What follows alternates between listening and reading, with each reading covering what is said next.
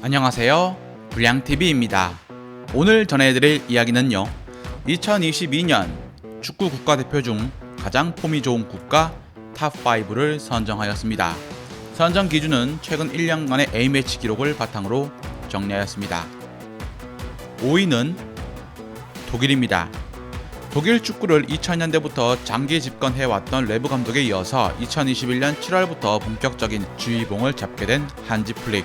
레브 감독과 다르게 한지 플릭은 한 명이 아닌 두 명의 수비형 미드필더 키미히와 긴도안을 세우는 더블 볼란치로 데뷔 경기에 나섰습니다. 이후부터 키미히와 긴도안을 같이 쓰는 것보다 키미히 고레츠카 조합을 쓰거나 긴도안을 다른 미드필더로 섞어 쓰는 식으로 변화를 주었습니다. 특히 네덜란드와의 경기에서 무시알라, 균도안 조합이 크게 좋은 반응을 받았다는 것이었죠.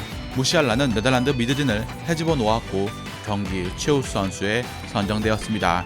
이후 무시알라의 중용은 이어져 독일 국대로 20세 이전에 A매치 15경기를 소화한 최초의 선수가 되었습니다. 그만큼 플릭 감독의 선택을 받았다는 의미, 꼭 선발이 아니어도 후반 카드로도 나왔습니다. 독일의 공격진은 온톱의 베르너, 이선의 사네, 밀러, 하베르츠 혹은 나브리가 거의 고정인 상황. 독일의 가장 취약점은 이 공격수들의 골 결정력입니다.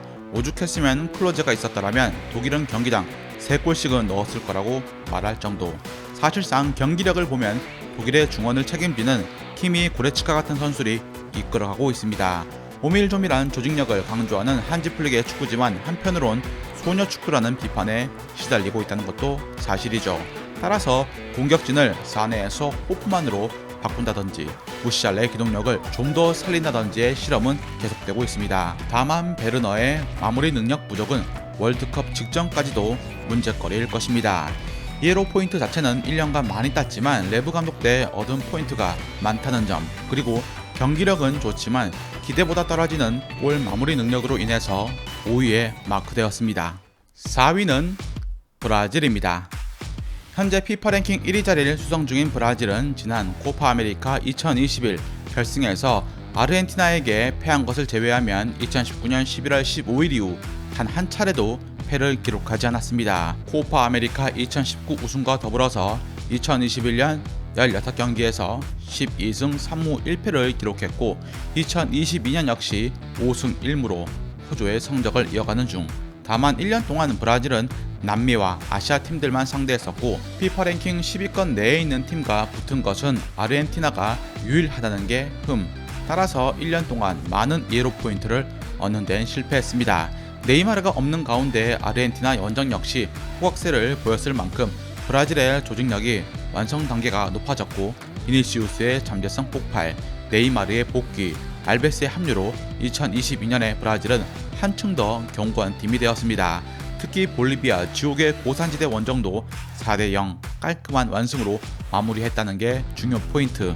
다만 왼쪽 풀백에 산드르 로디, 텔레스, 아라나 등이 있지만 확실하게 다른 포지션에 비해서 취약하고 원톱 스트라이커의 제수스, 히샬리송, 피르미누 대신에 네이마르를 쓰는 보관으로 대체되고 있습니다. 그래도 브라질은 브라질이라고 모든 도박사들이 주목하는 월드컵 우승 1순위급으로 언급되고 있습니다. 3위는 네덜란드입니다. 네덜란드는 루이스 바날 감독이 지휘봉을 잡으면서 백스리 수비로 전환을 통해 좋은 성적을 올리고 있습니다. 그 밑바탕엔 클럽에서 부진하지만 국대만 오면 애국자가 되는 선수가 몇몇 있어 가능했습니다. 대표적인 선수가 스티븐 베르바인. 2021년 8월 4일 바날 체제 이후 지금까지 네덜란드는 노르웨이전 1대1 무승부를 시작으로 쾌조의 대승을 이어가기 시작했습니다. 프랑크 드부어 감독 시절 터키 원정에서 브락 일마즈에게 해트트릭을 허용하며 4대2 대패를 완벽하게 홈에서 수록했습니다. 전반 44분 세웬지 선수의 퇴장이 있기 전에 이미 스코어는 3대0으로 크게 앞서 나간 네덜란드였죠. 아무래도 바날 감독 체제에서 에이스적인 임무를 맡은 것은 멤피스 데파이입니다. 바날 부임 이후 전방 스트라이커로 12경기에서 14골 6도움을 올렸으니 말이죠. 주목할 점은 피파 랭킹 30위권 내에 팀이라고 할 수 있는 덴마크, 독일, 벨기에, 폴란드, 웨일즈전 이 5경기에서 4골 2도움을 올린 것은 분명 월드컵에서 데파이가 충분히 공격 포인트를 올릴 수 있음을 의미합니다. 2022년 들어서면서 바날 감독은 포백에서 백스리 수비 전술로 바꿨습니다. 포인트는 반다이크가 수비의 있고 없고의 차이가 크다는 것입니다. 2014년 월드컵에서 바날 감독은 백스리 선수를 꺼내들어서 팀을 준결승까지 올려놓았는데 그 당시 뛰었던 선수 중 중추적인 왼쪽 윙백 데니 블린트가 이번에도 함께합니다.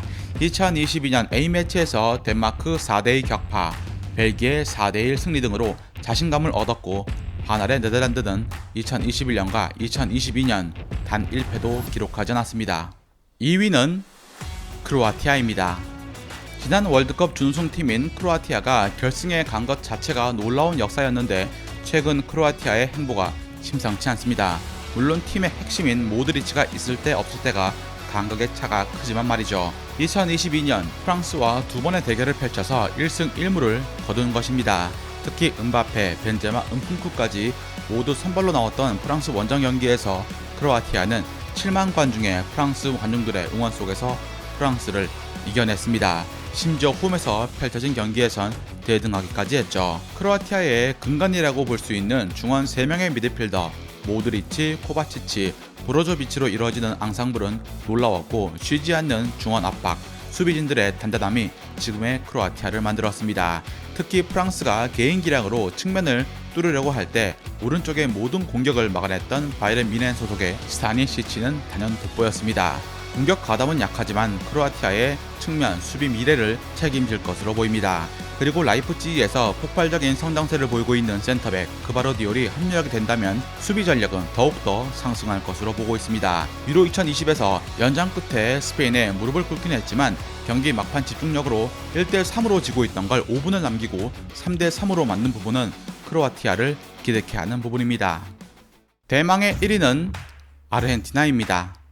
2018 월드컵 이후 부임한 스콜라니 감독이 4년째 이끌고 있는 아르헨티나는 최근 이탈리아와의 피날리시마 경기에서 압도적인 경기력으로 우승을 차지했습니다. 토트넘의 크리스티안 로메로의 합류로 취약했던 수비 라인에 탄력을 받았다는 것이죠. 로메로가 나왔던 코파 2021 이후 1년간의 A매치를 보면 단 1실점도 허용하지 않았습니다. 상위권 팀이라 볼 수 있는 우루과이전 2경기 무실점, 브라질전 2경기 모두 무실점, 그리고 이탈리아전까지 코파 아메리카 결승전을 보면 브라질이 경기를 주도했었고 아르헨티나가 수비적이었는데 결국 수비가 강한 팀이 우승을 차지한 격이었습니다. 귀도 로드리게스를 축으로 중앙에서의 깔끔한 빌드업과 악착 같은 수비, 그리고 중요한 메시 의존도에서 벗어나는 모습은 과거 영광의 아르헨티나로 회귀를 본 듯했습니다.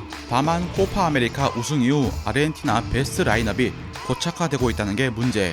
나이가 듦에 따라서 기량이 하락하고 있는 디마리아, 여전히 월드컵만 나가면 수비 불안 요소로 지적되고 있는 오타멘디 정도가 해결 과제. 그럼에도 아르헨티나는 33경기를 무패로 질주 중이고 또 무득점 경기가 많지 않았다는 것입니다. 현재 골을 뺏기더라도 라우타로가 전방에서 포스트 플레이, 침투 등 공격수로 헌신적인 플레이를 많이 하면서 득점을 따냈습니다. 스칼로니가 4년간 꾸준히 밀었던 압박과 기동의 축구가 완성되어 가고 있습니다. 즐겁게 보셨다면 구독과 좋아요 클릭을 부탁드립니다. 다음 이야기에선 뛰어난 스피드와 왼발 오른발을 가리지 않는 강력한 슈팅, 기회를 놓치지 않는 골 결정력, 팀을 먹여 살리는 에이스로 극성 팬과 안티가 공존하는 선수 한 분에 대해서 소개해드리고자 합니다.